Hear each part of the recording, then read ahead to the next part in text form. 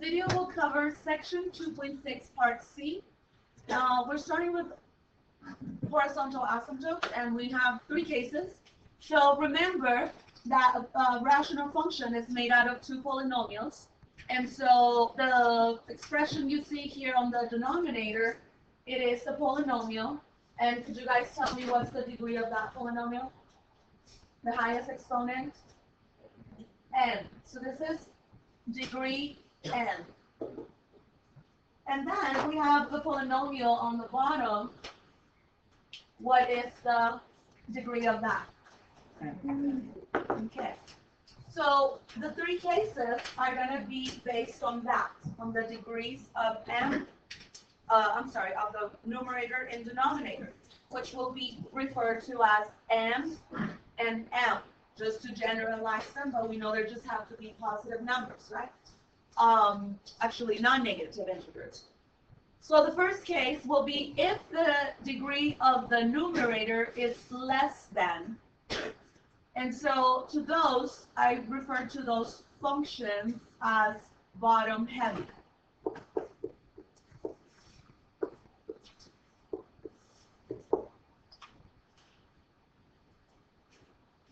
Now the second case, well, actually, let's talk about the third case. Now the third case is the opposite. So now the degree of the numerator is greater than, so that will be a top heavy.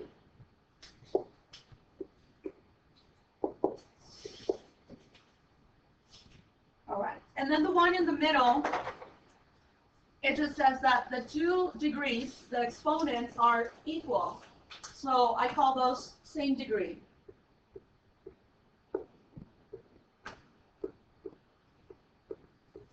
All right. So when you have a function that is bottom heavy, the horizontal asymptote by default is going to be y equals 0. Just like that. So for example, the parent function, the reciprocal function, 1 over x, will that be bottom or top heavy? So the degree of the top is what? 0. And the degree of the bottom, 1. So bottom heavy. Whoever said that, that's good. And by default, the horizontal asymptote is right here, which is the line y equals 0. Okay? So any rational that is bottom heavy will have that. Unless there's a vertical shift. You guys know what I mean, right? Moving the function up or down, that will also move the horizontal asymptote. Okay, so let's go to the next one, which is, let's talk about the easiest, number 3. So if it is top heavy, there is no horizontal asymptote.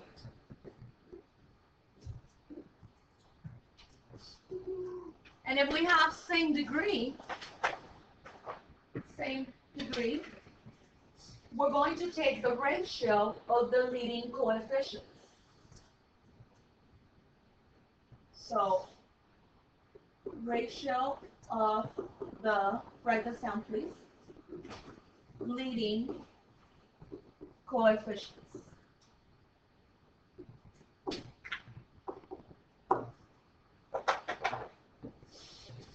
And let's point out to them in case you don't know what I'm talking about. So it will be this one here and this one here. So you will always take the coefficients of the variable with the highest exponent for the top and for the bottom.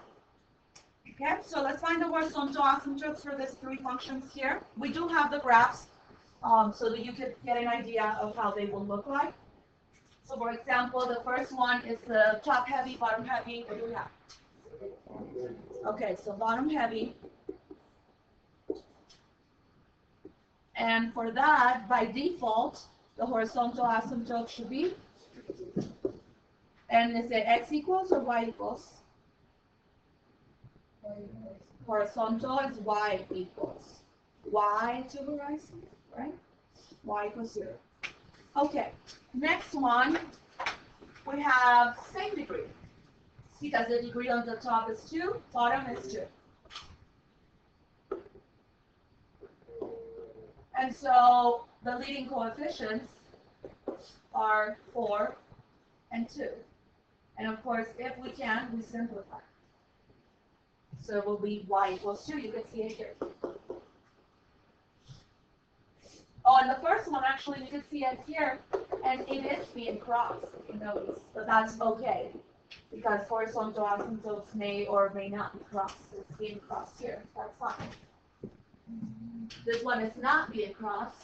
That the function will just like level with it. Okay, in our third case, we have something that is top heavy, right? Degree 3 is greater than 2, so top heavy.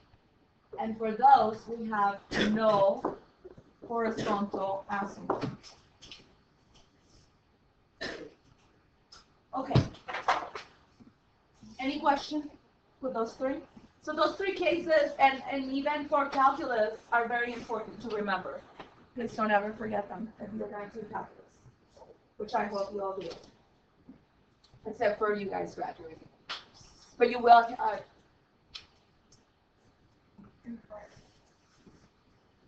All right. We could also apply old transformations. So, for example, what I was talking about, the shifting, the vertical shift. So, this graph right here is bottom heavy. Yes, right? The degree of the top is 0. 0. Remember, if it's a constant, the degree is 0. And the degree of the bottom is 2, so it is bottom heavy. So by default, we know the horizontal asymptote is what? 0. Y equals 0. Don't just tell me 0. Y equals 0. All of you, not only you. Okay, so that, I'm just going to, sorry. Okay, I'll take care of that in a minute. What is the vertical asymptote? It's also 0, right? Because that's the number we have to exclude the domain. You divide by 0, that will be undefined. So now this graph happens to look like this. Not perfect, but something like that. Okay. So if we graph the transformation for it,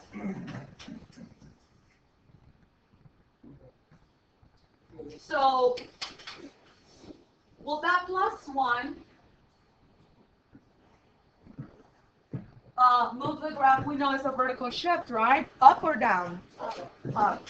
So then my new horizontal asymptote is going to be shifted 1 unit up. So now the equation for it is y equals 1. Now what about this -2 that is doing a horizontal shift to the right or to the left? To the right, because it's counterintuitive. So my vertical asymptote, instead of being here at x equals 0, is moving. It has been moved 2 units to the right. So now it's x equals 2. So let's go ahead and just plot those asymptotes here. So at x equals 2, and then also at y equals 1. And then the graph. We're not going to do an exact one, we'll just do a rough sketch.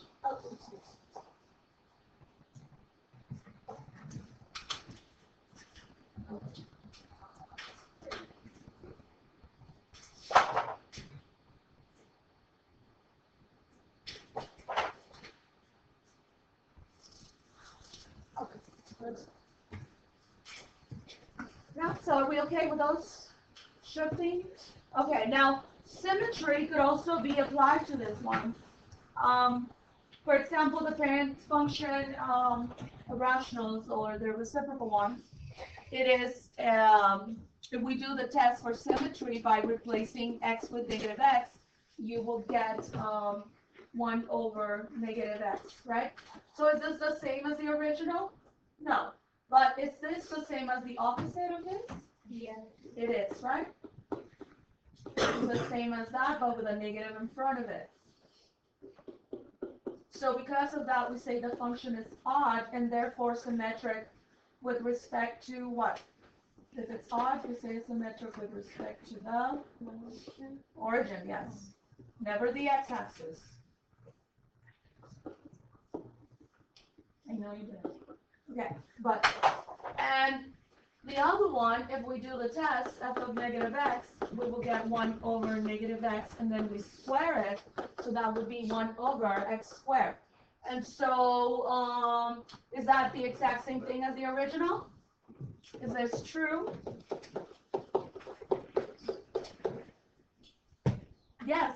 So then the function is, this one is even. And if it's even, it's symmetric with respect to what?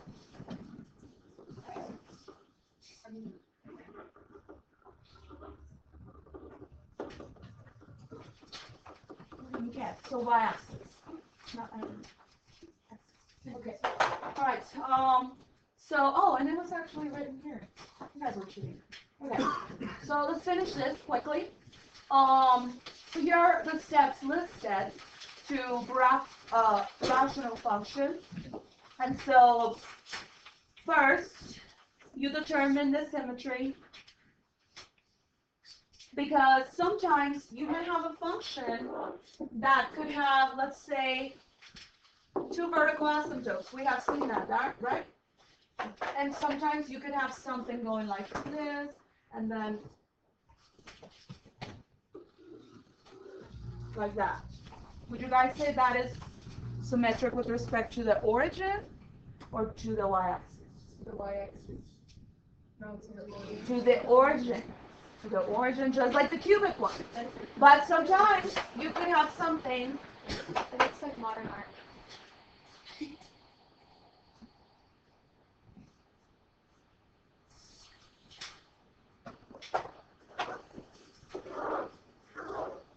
We could have something that still has 2 vertical asymptotes, but then it may look like this. Will that be symmetric with respect to the origin or the y-axis? Y-axis. The y-axis. See? So sometimes it's helpful to see what kind of crazy function you're going to get. If you were to not have a calculator, right? Because if you have a calculator, you could check with your calculator. But remember, the asymptotes are not going to be shown on the calculator. You have to kind of like imply where they will be if you don't know how to find them algebraically.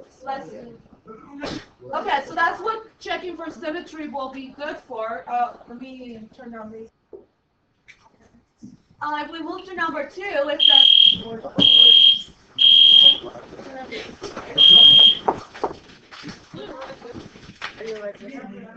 We're going to continue. So step number 2, you have to find the y-intercept, and that will occur anytime that x is equal to 0, and so that's why we find f of 0, right? That means you substitute every x for the 0, and then you find the numerical value for y. Now to find the x-intercept, you already know the other letter, right? You set y equal to 0, or the function equal to 0. Same thing. And then you solve for x. How do you solve for x? You could use factoring, you could do factoring by grouping, factoring a trinomial, or it could be a difference of squares, so things like that. Now find, and actually that will be only for the numerator. Because if you say,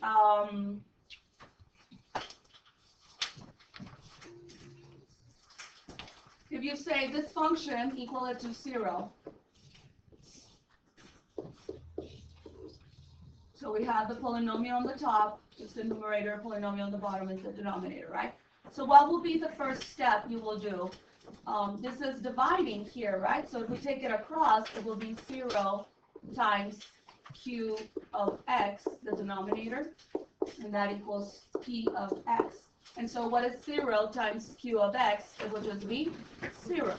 And so that's why to find the x-intercept is enough to work with the numerator. All right, it's just a shortcut, but if you still want to set the whole function to 0, you should arrive to the same conclusion. That by setting the numerator equal to 0 is enough. Now to find the vertical asymptotes, you have to consider those x values that will cause your denominator to be 0. So those numbers right there will give you the vertical asymptotes. And they could be also, actually they must be excluded from the domain. Now for the horizontal asymptote, we went over the rule, right? The 3 cases. So if there's one, remember top heavy, no horizontal asymptote, same degree, you get the ratio of leading coefficients. And then what about bottom heavy? What's the horizontal asymptote? Y+0, very nice, by default, right? All right, so, and then what else could you do? Well, you could select some random x values, but, you might want to choose, wisely. Numbers that will tell you, for example, choosing 0 sometimes is helpful, or maybe choosing a number that is on each side of the vertical asymptote to see if you need a point here or anywhere else. Of course, if you have a table, you could, if you have your your calculator, you could use the bracket and use the table of values. But you still need to show, that you understand how to find the asymptotes, the intercepts, and things like that. And of course, information obtained previously to graph the function between and beyond the vertical asymptotes. And remember that your graphing calculator is not going to tell you where the asymptotes are, but it could give you an idea of where they could be located at. All right, so let's graph this one by using all of those steps. So step number 1 is to do the symmetry thing, right? So let's see. If we find, this is step 1, so f of negative x, we will obtain 3 times negative x squared over negative x squared minus 4. So this will turn into 3x squared, right? Because here we will get a positive x squared. And then here we're also going to get a positive x squared, so that will be x squared minus 4. So we ask ourselves, is the original function the exact same thing as f of negative x? And the answer is yes, that's true. So then we can see that the function will be even, and therefore symmetric with respect to the y-axis. Okay, number 2, it says to find the y-intercept. So to find the y-intercept, we're going to set x equal to 0. And I encourage you guys that when you're doing your homework on my math lab, you do look at your notes, because I give you very good notes that you can follow. But if you're just focusing on the example, then that is not really helping you. That's not learning. And in fact, we are going to eliminate the examples from the homeworks from now on. That's not going to be available to you anymore. And both Mr. Serva and I agree on that. So we set x equal to 0. We take the function. So we're finding f of 0. And that would be 3 times 0 squared over 0 squared minus 4. So this will be 0 over negative 4, right? 0 minus 4 is negative 4. What is that equal to? 0. So we know that we're going to have whatever's the x-intercept is also going to be the y-intercept. Let's just make sure that there's not another one, because we could have another x-intercept.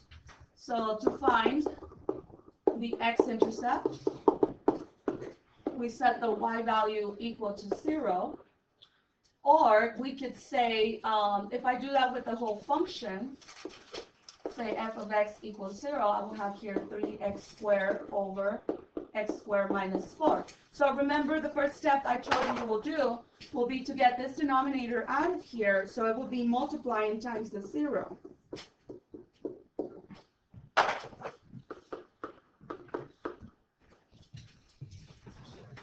And so if we do that, this will turn into 0, right? So it will be the same. It will be enough or sufficient to just take the numerator and equal it to 0, because you already know this is going to happen. And so if we solve here, it will just be 0 divided by 3. What is that? 0. And then we take the square root What's the square root of 0? 0. So yes, in fact, there's only one x and y intercept. It just happens to be at the origin. So now, if we go to step 4, it says find the vertical asymptotes by setting the denominator equal to 0. Step 4. So what? Vertical asymptotes, right? So we take the denominator, x squared minus 4 equals 0. And here I'm going to factor it because it is a difference of squares. So it will be x plus 2, x minus 2 equals 0. And then by the zero factor property, we take each factor equal to 0. And then we solve for x. So x is equal to -2 and x is equal to +2. So now those two are going to be my vertical asymptotes. But before that, before I say for sure these are my vertical asymptotes, I need to make sure that there's no way that I can perhaps simplify the function. Because when that happens, that becomes, when we cancel that factor, it becomes a removable discontinuity, like an open circle on the graph instead of an asymptote. But in this case, there's nothing we can factor. So we just leave them like that. So let's go ahead and graph them. At -2 and one at +2. Okay, so that was step 4. Step 5, what's step 5? Horizontal asymptotes. So for those, we need to see, is that what kind of function do we have there? Same degree? So what do we do then? Look at your notes. Ratio, very good. Very good, Sarah. So the ratio of the leading coefficients, Q. And so the leading coefficients are 3 and 1. So the horizontal asymptote is going to be y equals 3 over 1 or 3. Very good. So let's go ahead and plot that one. So +3, so it will be up. Okay, now we said it's even, right? So symmetric with the y-axis. So I'm guessing that we're going to have some sort of parabola looking thing in between the two vertical asymptotes, but I'm not sure. So to save you some time, I've included this table here. So let's go ahead and just use it to plot some extra points. So let's see. That was a board. Okay, so let's look at this one right here. That one's easy to find. So for x equals -1, the y value is also -1. And then right here, for x equals +1, the y value is -1. But we knew that because it's even, right? So we'll do that right there. Now let's see what's happening here. Oh, I like this one because it's easy. So 4, 4, right here. And then for 3, we have 27/5. What will this be in a mixed fraction? It will be 5 plus how many fifths? 2/5, right? So then a little over, okay, so for x3 and for the y value, a little past 5. Okay, so I'm going to say that goes like that. And we know it's even, symmetric with the y-axis, right? So then I'll have that. And you will have a calculator, so make sure you graph that and check while you're taking your test. Okay, so are we done with all the steps? Yes, right? Okay, perfect. So let's grab that one. And right here, this is top heavy. So we're going to have no horizontal asymptote. Remember that. Now this one, what was the first step? I'm sorry, symmetry, right? So f of -x will equal -x to the power 4 over -x to the power 2 plus 1. So that will be x to the power 4 positive because we have an even exponent. And then here we will have x squared plus 1. So we ask ourselves, is that original function the exact same thing as f of -x? The answer is yes. So then we know it is even. again, and then symmetric with respect to y-axis because it's even. All right. Let's go ahead and move on to the vertical asymptote. Well, no, let's just keep the same order. Pose number 2. Y-intercept. Thanks. So y-intercept. So we make x equals 0. So we're finding f of 0. So that will be 0 to the power 4 over 0 to the power 2 plus 1. So that will give me 0 over 1, which is 0. So right there, we get, again, the origin. Number 3 is to find the x-intercept. We already have it, 0, 0.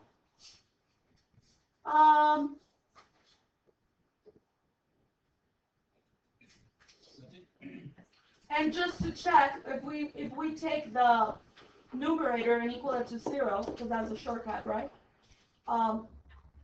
You see that if you take the 4th root here, right, because that's how you will undo that, you will just get 0, which is the same. So the origin is the only one. Now, do we have any vertical asymptote? What do you guys think? We won't. Very good. Why not? It will be an imaginary result, and so those are not vertical asymptotes, right? So this has no real solution, only an imaginary one. And so if it's not a real solution, no vertical asymptote. So none. How about horizontal ones? So this was number 3. Number 4, horizontal asymptotes. Is that top heavy, bottom heavy, same degree? It's top heavy. And so do they have horizontal asymptotes? So no horizontal asymptote. Okay, so what those have instead is this thing called slanted asymptote. And so let me see. Yeah, we're gonna. Yes. So that's a new concept. Actually, that's the last slide right here. Right there. Okay.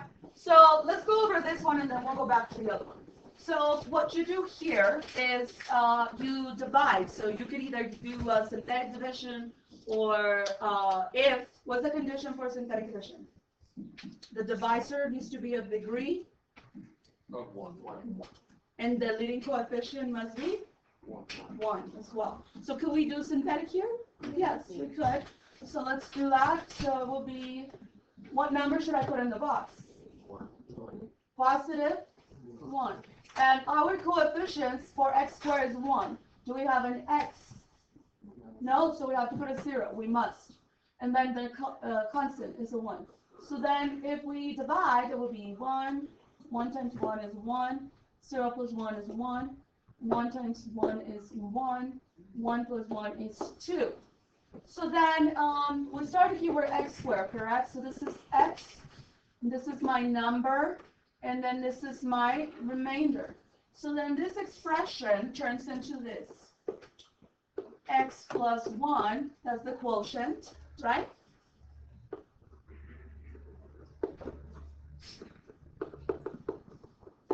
And then the plus 2 over the divisor here, x minus 1, very good. Okay. So now what is this slant asymptote? And that will be this part right here, which happens to be a linear function, right? So if it's a linear function like in that form, this is the y-intercept 1. That's what you see here. And then it has a slope of 1, so we go up 1, 1 to the right, up 1, 1 to the right. And so that is what makes this slant asymptote. Right? That's the equation for that, x plus 1. Okay? Now the difference is that that one does have a vertical one. Will this have a vertical asymptote right here? Maybe, I don't know. Let's see if we can factor it. So x x plus minus 5 and 1, right? Negative 5, positive 1. Okay, so yes, it cannot be simplified, right? So vertical asymptote, right away, the one that causes the denominator to be 0. So the vertical asymptote is positive 3. Do we have a horizontal one? No, because it is top heavy. Top heavy do not have horizontal asymptotes. But what about the slant asymptote? So let's do the division. I'm going to do long division because it's also good for, review for the test. In case you have one. I don't think I put one. Let's just do it. What is the, it's x minus 3, right? The divisor. What is the dividend? Can someone read it, please? Square root minus 4x minus 5. Okay, perfect. So we divide, how many times can x go into x squared? That will be x times. We place that above negative 4x, then we multiply. X times negative 3 is negative 3x. X times x is x squared. Then we change the signs because we are subtracting just like we do with long division. So then that will become negative x, correct? Then we drop the next term, which is the negative 5, and then we divide negative x divided by x, and that will be negative 1. Then we multiply negative 1 times negative 3, it will be positive 3. Negative 1 times x will be negative x. Then we are subtracting, so we change the signs. That is to 0, and what is that? Negative 8? Okay, so what does that mean? That our function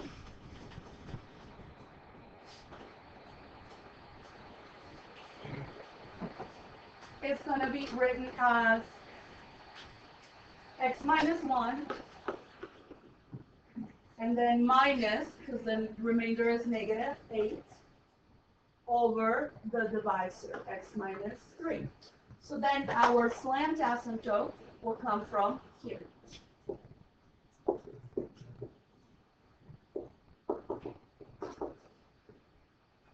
Y-intercept is negative 1, and then the slope is a 1, so 1 up, 1 to the right.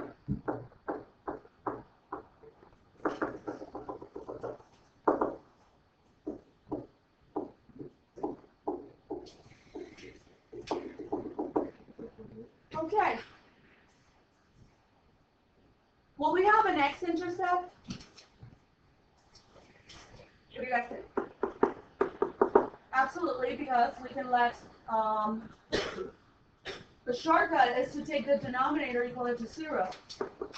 And if you guys remember, I already had the factors there, right? What's that? X plus 1 and x minus 5. So if I want to solve for every x individually, this will be x negative 1 and x equals positive 5. So those right there are going to be my x-intercepts. So negative 1 comma 0 and 5 comma 0. So negative 1 comma 0 here, 5 comma 0 here.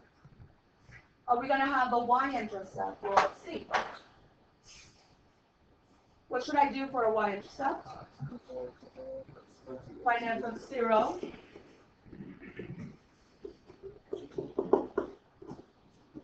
So that's going to be 0 squared minus 4 times 0 minus 5 over 0 minus 3. So let's see. That's 0, 0. So we just have negative 5 over negative 3. So that will be positive 5/3. So my y-intercept is going to be at 5/3, comma 0. Isn't it Isn't it 0, 5/3? Yeah. Yes, you are right. Thank you, Taylor. So 0, 5/3. Very true, very true.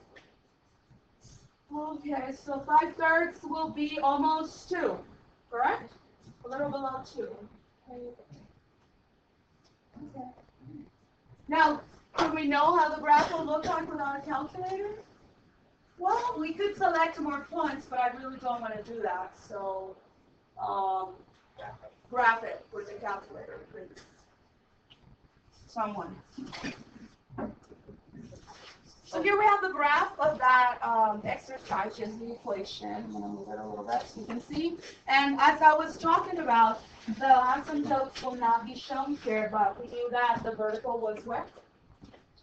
-1 and, oh, no, I'm sorry. Do we even have a vertical here? It's at 3, yes. We didn't, we brought that one here. That's true, that's what we were missing, right? So if we look at the calculator, you can see a 1, 2, 3, it will be here. So you have to kind of like infer where they will be at. And then for the slanted, I believe it was here, and it was the slope of 1, right? Something like that. So then in here, see, you guys see, we got the correct x-intercept. We also got the correct y-intercept. And then your graph will look like that. So just to finish ours,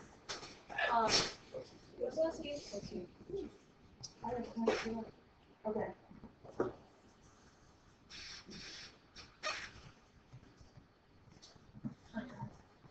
Okay. Now, if you graph with your calculator, the one that we left here, let's just get that one over with. So we're going to put an x to the 4th, and then x squared plus 1.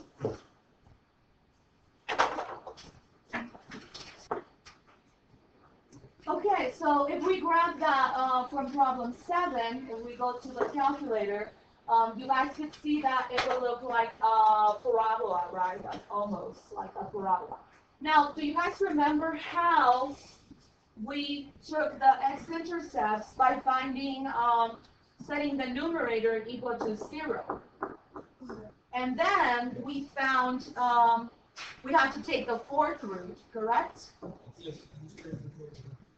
And so we got that it was just 0. But if you look at where that 0 came from, with respect to the factors, how many times do we have it? 4 times.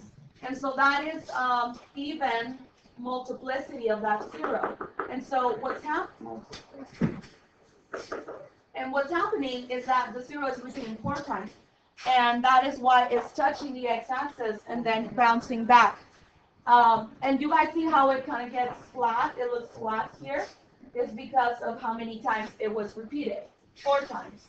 So the more times that you have it, the flatter it will get at that particular x-axis. Okay, so right there, for the slant asymptote, do we even have one for that? We didn't, right? So let's find one. And in fact, that one is not going to give us a slant asymptote. What would you get if you divide something of degree 4 by something of degree 2? You get a square. And so that will be like a quadratic asymptote. Okay? Yes, they do exist. And so, but we're not going to study those in detail. So this is just going to be the end of the video. Let's just try to get as much as we can from the test.